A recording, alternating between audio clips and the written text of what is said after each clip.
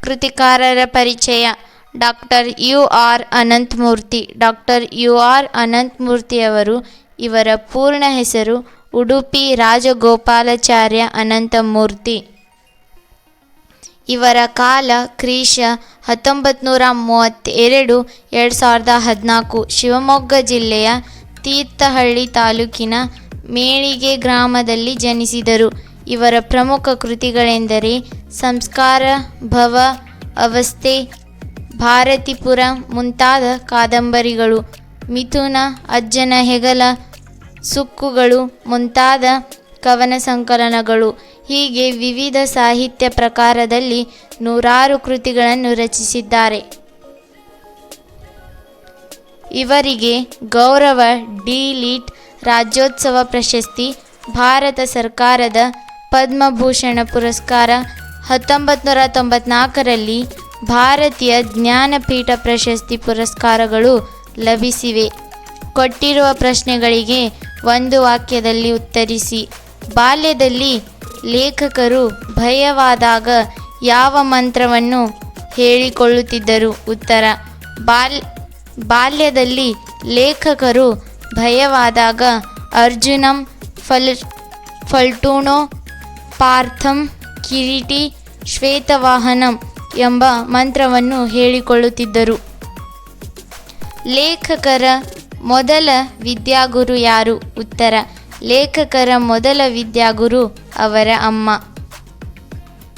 ಸಣ್ಣ ಕುಳಿಯೊಳಗಿನ ಕಪ್ಪು ಹುಳುವನ್ನು ಯಾವ ಹೆಸರಿನಿಂದ ಕರೆಯುತ್ತಾರೆ? ಉತ್ತರ: ಸಣ್ಣ ಕುಳಿಯೊಳಗಿನ ಕಪ್ಪು ಹುಳವನ್ನು ತನ್ನಾದೇವಿ ಗುಬ್ಬಿ ಎಂಬೆಲ್ಲ ಹೆಸರಿನಿಂದ ಕರೆಯುತ್ತಾರೆ.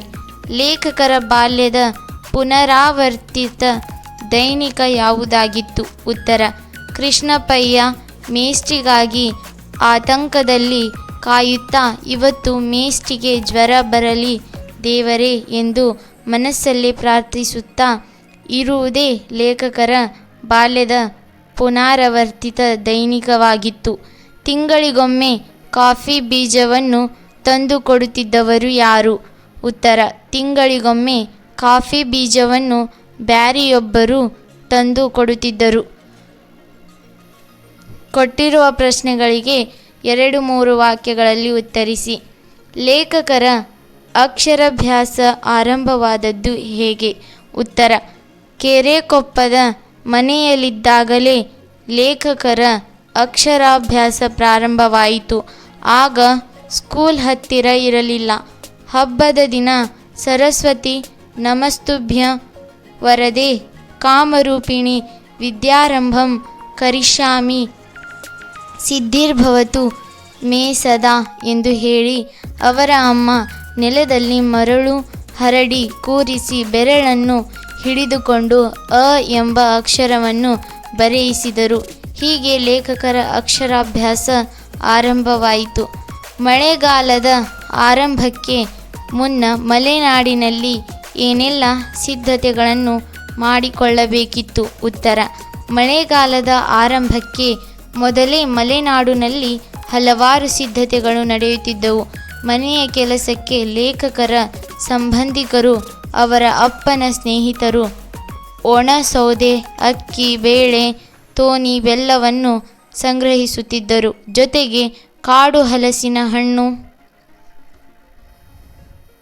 ಹಪ್ಪಳ, ಸಂಡಿಗೆಯಂತಹ ಅನೇಕ ತಿಂಡಿಗಳನ್ನು ಆಮ ಒಣಗಿಸಿ ಇಡುತ್ತಿದ್ದರು. ನಸುಕಿನಲ್ಲಿ ಲೇಖಕರಿಗೆ ಖುಷಿ ಕೊಡುತ್ತಿದ್ದ ಸಂಗತಿಗಳಾವುವು? ಉತ್ತರ: ನಸುಕಿನಲ್ಲಿ ಎದ್ದು ಮನೆ ಎದುರು ಅರಣ್ಯದ ಅಂಚಿನಲ್ಲಿ ಇದ್ದ ರಂಜದ ಮರವೊಂದರಿಂದ ನೆಲದ ಮೇಲೆ ಚೆಲ್ಲಿರುತ್ತಿದ್ದ ನಕ್ಷತ್ರದ ಆಕಾರದ ರಂಜದ ಹೂಗಳನ್ನು ಆರಿಸುವುದು, ದೂರ್ವೆಯನ್ನು ಹುಲ್ಲಲ್ಲಿ ಹುಡುಕಿ ಕಿತ್ತು ತರುವುದು, ಕೆದಗೆ ಅರಳಿದೆಯೇ ಮರದ ಮೇಲಿನ ಗೂಡಲ್ಲಿ ಮೊಟ್ಟೆ ಮರಿಯಾಯಿತೆ ಎಂದು ಬಿದಿರಿನ ಸಂದಿಯಿಂದ ನಿತ್ಯ ನೋಡುವುದು ಲೇಖಕರಿಗೆ ಖುಷಿ ಕೊಡುತ್ತಿದ್ದ ಸಂಗತಿಗಳಾಗಿದ್ದವು. ವಿಶೇಷ ಪದಾರ್ಥಗಳನ್ನು ಕಡವಾಗಿ ಪಡೆಯುತ್ತಿದ್ದ ಹಾಗೂ ತೀರಿಸುತ್ತಿದ್ದ ಬಗ್ಗೆ ಹೇಗೆ? ಉತ್ತರ: ವಿಶೇಷ ಪದಾರ್ಥಗಳೆಲ್ಲವನ್ನು ಕಡವಾಗಿ ನಾವು ಪಡೆಯುವುದು ವರ್ಷಕ್ಕೊಮ್ಮೆ. ಅಂದರೆ ದೀಪಾವಳಿಯಿಂದ ಇನ್ನೊಂದು ದೀಪಾವಳಿಗೆ, ಯುಗಾದಿಯಿಂದ ಇನ್ನೊಂದು ಯುಗಾದಿಗೆ, ಗೌರಿ ಹಬ್ಬದಿಂದ ಇನ್ನೊಂದು ಗೌರಿ ಹಬ್ಬದವರೆಗೆ ಈ ಕಡದ ಅವಧಿ. ಬೆಳೆದ ಅಡಿಕೆಯನ್ನು, ಭತ್ತವನ್ನು ಬದಲಿಗೆ ಕೊಟ್ಟು ಕಡವನ್ನು ತೀರಿಸುತ್ತಿದ್ದರು. ಕೊಟ್ಟಿರುವ ಪ್ರಶ್ನೆಗಳಿಗೆ 5-6 ವಾಕ್ಯಗಳಲ್ಲಿ ಉತ್ತರಿಸಿ. ಮಲೆನಾಡಿನಲ್ಲಿ ಹುಲಿಗಳಿಂದಾಗುತ್ತಿದ್ದ ತೊಂದರೆಯ ಬಗ್ಗೆ ಹೇಗೆ ವರ್ಣಿಸಲಾಗಿದೆ? ಉತ್ತರ: ಲೇಖಕರ ಊರಿನಲ್ಲಿ ಹುಲಿಗಳ ಕಾಟ ಬಹಳ ಇತ್ತು. ಕೊಟ್ಟಿಗೆಯ ದನಗಳು ಗಡಗಡ ನಡುಗಲು ಶುರು ಮಾಡುತ್ತಿದ್ದವು. ಲೇಖಕರು ಅವರಮ್ಮ, ಅವರಜ್ಜ ಚಿಮಣಿ ದೀಪದ ಬೆಳಕಲ್ಲಿ ಒಳಗಡೆ ಕೂತು ಎಲ್ಲಿ ಹುಲಿ ನಮ್ಮ ಕೊಟ್ಟಿಗೆಗೆ ನುಗ್ಗಿ ಬಿಡುತ್ತದೆಯೋ ಎಂದು ಕಾಯುತ್ತಿದ್ದರು. ಮನೆಗೆ ನಿತ್ಯ ಆಳುಗಳು ಬಂದಾಗ ಮಾತು ಶುರುವಾಗುತ್ತಿದ್ದು, ಯಾವುದೋ ಹುಲಿ ಯಾವುದೋ ದನವನ್ನು ಕಾಡಲ್ಲಿ ಹಿಡಿತು, ಅವರ ಮನೆ ದನ ಹೋಯಿತು, ಇವರ ಮನೆ ದನ ಹೋಯಿತು. ಹೀಗೆ ಮಲೆನಾಡಿನಲ್ಲಿ ಹುಲಿ ಆಗ ನಿಜವಾದ ಹಸಿದ ಕಣ್ಣುಗಳ ಕೊರೆದಾಡೆಯ ಮುಖವಾಗಿತ್ತು.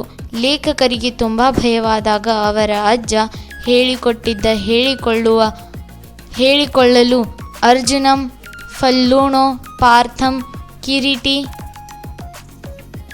ಶ್ವೇತವಾಹನಂ ಎಂಬ ಅರ್ಜುನ ಮಂತ್ರವಿತ್ತು. ಅದನ್ನು ಹೇಳುತ್ತಾ ಅವರೆಲ್ಲ ನಿದ್ದೆ ಹೋಗುತ್ತಿದ್ದರು. ಒರಿಜಿನಲ್ ಹಾಗೂ ಚರಟದ ಕಾಫಿಯನ್ನು ಸಿದ್ಧಗೊಳಿಸುತ್ತಿದ್ದ ಬಗೆಯನ್ನು ವಿವರಿಸಿ. ಉತ್ತರ: ಒರಿಜಿನಲ್ ಕಾಫಿ ಪುಡಿಯ ಕಾಫಿ ಬೀಜವನ್ನು ಆಗಲೇ ಹುರಿದು, ಆಗಲೇ ಪುಡಿ ಮಾಡಿ, ಆಗಲೇ ಕುಡಿಯುವ ನೀರಿಗೆ ಬೆರೆಸಿ ಮುಚ್ಚಿಟ್ಟು ಅದರ ಗಸಿ ಇಳಿಯುವಷ್ಟು ಹೊತ್ತು ಕಾದು, ಅದಕ್ಕಾಗಿಯೇ ಇದ್ದ ಬಟ್ಟೆಗೆ ಸುರಿದು ಹಿಂಡಿ, ಡಿಕಾಕ್ಷನ್ ಇಳಿಯುವಾಗ ಕಳೆದುಕೊಂಡ ಉಷ್ಣಾಂಶವನ್ನು ಬಿಸಿ ಬಿಸಿ ಎಮ್ಮೆ ಹಾಲು ಬೆರೆಸಿ ಹದ ಮಾಡಿ ಕಾಫಿ ಮಾಡುವುದು ಸಾಮಾನ್ಯವಾಗಿತ್ತು. ಈ ಕಾಫಿಯು ಘಮಘಮದ ವಾಸನೆಯನ್ನು ಕೊಂಚವಾದರೂ ಉಳಿಸಿಕೊಂಡ ಅದರ ಚರಟವನ್ನು ಕುದಿಸಿ ಮಾಡಿದ ಕಾಫಿಯೇ ಚರಟದ ಕಾಫಿ. ಸಂದರ್ಭ ಸಹಿತ ಸ್ವಾರಸ್ಯವನ್ನು ವಿವರಿಸಿ. ಸರಸ್ವತಿ ನಮಸ್ತುಭ್ಯಂ ವರದೆ ಕಾಮರೂಪಿಣಿ. ಉತ್ತರ ಆಯ್ಕೆ. ಈ ವಾಕ್ಯವನ್ನು UR ಅನಂತಮೂರ್ತಿಯವರ ಸುರಗಿ ಎಂಬ ಆತ್ಮಕಥನದಿಂದ ಆಯ್ಕೆ ಮಾಡಿಕೊಳ್ಳಲಾಗಿರುವ ಅಮ್ಮ ಎಂಬ ಗದ್ಯ ಭಾಗದಿಂದ ಆರಿಸಿಕೊಳ್ಳಲಾಗಿದೆ. ಸಂದರ್ಭ: ಲೇಖಕರಿಗೆ ಅವರ ಅಮ್ಮ ಅಕ್ಷರಾಭ್ಯಾಸ ಪ್ರಾರಂಭಿಸಿದ ಬಗ್ಗೆ ವಿವರಿಸುವ ಸಂದರ್ಭದಲ್ಲಿ ಈ ಮಾತನ್ನು ಹೇಳಿದ್ದಾರೆ. ಲೇಖಕರ ಅಮ್ಮ ಕೆರೆಕೊಪ್ಪದ ಮನೆಯಲ್ಲಿದ್ದಾಗಲೇ ಹಬ್ಬದ ದಿನ ಸರಸ್ವತಿ ನಮಸ್ತುಭ್ಯಂ ವರದೆ ಕಾಮರೂಪಿಣಿ ವಿದ್ಯಾರಂಭಂ ಕರಿಷ್ಯಾಮಿ ಸಿದ್ಧಿರ್ಭವತು ಮೇ ಸದಾ ಎಂದು ಹೇಳಿ ನೆಲದಲ್ಲಿ ಮರುಳು ಹರಡಿ ಕೂರಿಸಿ ಬೆರಳನ್ನು ಹಿಡಿದುಕೊಂಡು ಅ ಎಂಬ ಅಕ್ಷರವನ್ನು ಬರೆಯಿಸಿದರು. ಸ್ವಾರಸ್ಯ: ಮನೆಯೇ ಮೊದಲ ಪಾಠಶಾಲೆ, ಜನನಿ ತಾನೇ ಮೊದಲ ಗುರುವು ಎಂಬುದು ಈ ಸಂದರ್ಭದಲ್ಲಿ ಸ್ವಾರಸ್ಯಪೂರ್ಣವಾಗಿ ವ್ಯಕ್ತವಾಗಿದೆ. ನನಗೂ ಹೆಣ್ಣು ಮಕ್ಕಳಂತೆ ಉದ್ದ ಕೂದಲಿತ್ತು. ಉತ್ತರ ಆಯ್ಕೆ. ಈ ವಾಕ್ಯವನ್ನು UR ಅನಂತಮೂರ್ತಿಯವರ ಸುರಗಿ ಎಂಬ ಆತ್ಮಕಥನದಿಂದ ಆಯ್ಕೆ ಮಾಡಿಕೊಳ್ಳಲಾಗಿರುವ ಅಮ್ಮ ಎಂಬ ಗದ್ಯ ಭಾಗದಿಂದ ಆರಿಸಿಕೊಳ್ಳಲಾಗಿದೆ. ಸಂದರ್ಭ: ಲೇಖಕರು ತಮಗೆ ಚೌಲವಾಗುವುದಕ್ಕೆ ಮೊದಲು ರಂಜದ ಹೂವನ್ನು ಮುಡಿದುಕೊಳ್ಳುತ್ತಿದ್ದುದರ ಬಗ್ಗೆ ತಿಳಿಸುವ ಸಂದರ್ಭದಲ್ಲಿ ತಮಗೆ ಉದ್ದ ಕೂದಲಿದ್ದುದನ್ನು ಸ್ಮರಿಸುತ್ತಾ ಈ ಮಾತನ್ನು ಹೇಳುತ್ತಾರೆ. ಲೇಖಕರಿಗೆ ಹೆಣ್ಣು ಮಕ್ಕಳಂತೆ ಉದ್ದ ಕೂದಲಿತ್ತು. ಮಗಳು ಬೇಕೆಂಬುದು ಅವರ ಅಮ್ಮನ ಆಸೆಯೂ ಆಗಿತ್ತು. ಅವರು ಒಂದೊಂದು ಸಾರಿ ಲೇಖಕರಿಗೆ ಹುಡುಗಿಯರ ಉಡುಪು ತೊಡಿಸಿ ರಂಜದ ಹೂವು ಮುಡಿಸುತ್ತಿದ್ದರು. ಸ್ವಾರಸ್ಯ: ಲೇಖಕರು ತಮಗೂ ಉದ್ದ ಕೂದಲಿದ್ದುದು ಹಾಗೂ ಇಷ್ಟಪಟ್ಟು ರಂಜದ ಹೂವನ್ನು ಮುಡಿಯುತ್ತಿದ್ದುದು ಸ್ವಾರಸ್ಯಪೂರ್ಣವಾಗಿದೆ. ಇವತ್ತು ಮೇಷ್ಟಿಗೆ ಜ್ವರ ಬರಲಿ ದೇವರೇ. ಉತ್ತರ ಆಯ್ಕೆ. ಈ ವಾಕ್ಯವನ್ನು UR ಅನಂತಮೂರ್ತಿಯವರು ಸುರಗಿ ಎಂಬ ಆತ್ಮಕಥನದಿಂದ ಆಯ್ಕೆ ಮಾಡಿಕೊಳ್ಳಲಾಗಿರುವ ಅಮ್ಮ ಎಂಬ ಗದ್ಯ ಭಾಗದಿಂದ ಆರಿಸಿಕೊಳ್ಳಲಾಗಿದೆ. ಸಂದರ್ಭ: ಲೇಖಕರಿಗೆ ಬಾಲ್ಯದಲ್ಲಿ ಕೃಷ್ಣಪ್ಪಯ್ಯ ಎಂಬ ಮೇಷ್ಟ್ರು ಮನೆ ಪಾಠ ಹೇಳಿಕೊಡುತ್ತಿದ್ದರು. ಅವರು ಬಹಳ ಕಟ್ಟುನಿಟ್ಟು. ಹಾಗಾಗಿ ಲೇಖಕರಿಗೆ ಅವರು ಪಾಠ ಹೇಳಲು ಬರುವುದು ಇಷ್ಟವಿರಲಿಲ್ಲ. ಆದ್ದರಿಂದ ಇವತ್ತು ಮೇಷ್ಟ್ರಿಗೆ ಜ್ವರ ಬರಲಿ ದೇವರೇ ಎಂದು ಮನಸ್ಸಿನಲ್ಲಿ ಪ್ರಾರ್ಥಿಸುತ್ತಿದ್ದ ಬಗ್ಗೆ ಈ ಸಂದರ್ಭದಲ್ಲಿ ಹೇಳಿದ್ದಾರೆ. ಸ್ವಾರಸ್ಯ: ಮೇಷ್ಟ್ರಿಗೆ ಜ್ವರ ಬಂದರೆ ಅವರು ಪಾಠ ಹೇಳಿಕೊಡಲು ಬರುವುದಿಲ್ಲ ಎಂದು ಲೇಖಕರು ಹೇಳುವ ಮಾತು ಬಹಳ ಸ್ವಾರಸ್ಯಕರವಾಗಿದೆ.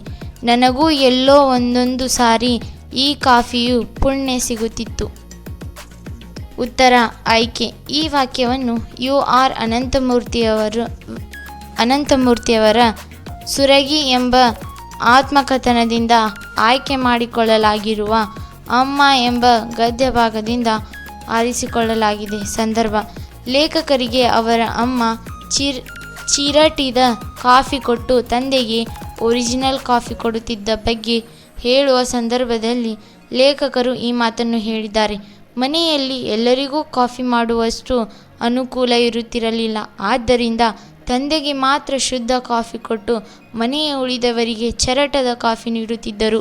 ಅಪರೂಪಕ್ಕೆಂಬಂತೆ ಒಂದೊಂದು ಸಾರಿ ಮಾತ್ರ ಒಳ್ಳೆಯ ಕಾಫಿ ಸಿಗುತ್ತಿದ್ದೆಂದು ಲೇಖಕರು ಹೇಳಿದ್ದಾರೆ.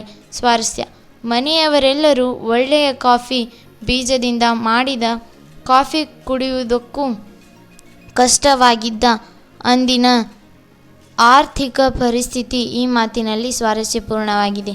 ನನಗೆ ಚರಟದಲ್ಲಿ ಕಾಫಿಯೋ? ಉತ್ತರ ಆಯ್ಕೆ: ಈ ವಾಕ್ಯವನ್ನು ಯು.ಆರ್. ಅನಂತಮೂರ್ತಿಯವರ ಸುರಗಿ ಎಂಬ ಆತ್ಮಕಥನದಿಂದ ಆಯ್ಕೆ ಮಾಡಿಕೊಳ್ಳಲಾಗಿರುವ ಅಮ್ಮ ಎಂಬ ಗದ್ಯಭಾಗದಿಂದ ಆರಿಸಿಕೊಳ್ಳಲಾಗಿದೆ.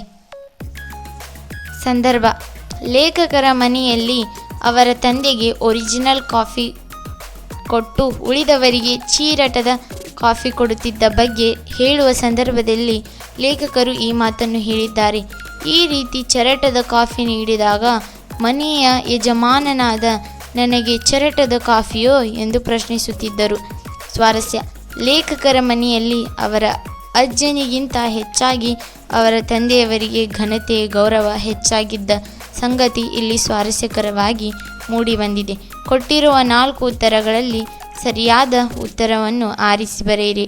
ಅಧಿಕೃತವಾಗಿ ಲೇಖಕರ ಮೊದಲ ಶಿಕ್ಷಕರು ಡ್ಯಾಶ್. ಉತ್ತರ ಕೃಷ್ಣಪ್ಪಯ್ಯ. ಮಳೆಗಾಲದಲ್ಲಿ ಮಲೆನಾಡಿನಲ್ಲಿ ಯಥೇಚ್ಛವಾಗಿ ಸಿಗುತ್ತಿದ್ದ ಹಣ್ಣು ಡ್ಯಾಶ್. ಉತ್ತರ ಹಲಸಿನ ಹಣ್ಣು. ಪಟ್ಟಾಂಗ ಈ ಪದದ ಅರ್ಥ ಡ್ಯಾಶ್. ಉತ್ತರ ಹರಟೆ. ಕಡೆಗೋಲು ಪದವು ಡ್ಯಾಶ್ ಸಂಧಿಗೆ ಉದಾಹರಣೆಯಾಗಿದೆ. ಉತ್ತರ ಆದೇಶ. ಸಕ್ಕರೆ ಪದದ ತತ್ಸಮ ರೂಪ ಡ್ಯಾಶ್. ಉತ್ತರ ಶರ್ಕರ.